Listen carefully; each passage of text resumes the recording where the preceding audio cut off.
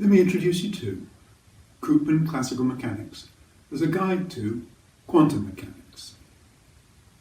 Koopman Classical Mechanics began in 1931 as a Hilbert-based formalism for classical mechanics. This poster is based on an article in Annals of Physics 2020 that has recently been selected as a highlighted article, an algebraic approach to Koopman Classical Mechanics, which I usually abbreviate to AlgKoopman. There are links here. The three boxes to the left give a bare introduction to how to think about Koopman Classical Mechanics algebraically, which is the content of the first 6 sections of AlgKoopman. The beating heart of AlgKoopman, however, is arguably section 7.1, which discusses how thinking in a classical way can change how we think about quantum mechanics. That's in the 2 central boxes and one of the right-hand boxes.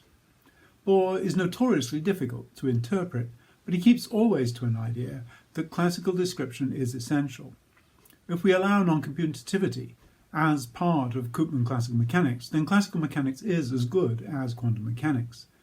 If you don't allow non-commutativity, then you don't get to play with the cool new toys, and you don't get to understand quantum mechanics better by characterizing the differences. One difference is that there are not only positive frequencies in classical mechanics, which is the root of various analytic properties in quantum mechanics. I'm going to take the joint measurement principle as read. The consequence below it is the big deal. Collapse of the state is equivalent to enforcing the joint measurement principle. That one-line equation changes everything.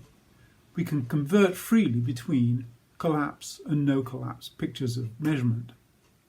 Finally, discussions of repeated measurements are much simpler if we're not distracted by collapse of the wave function. The results of repeated measurements are perfectly correlated because that's just how the mathematics works. This has some pretty wild consequences.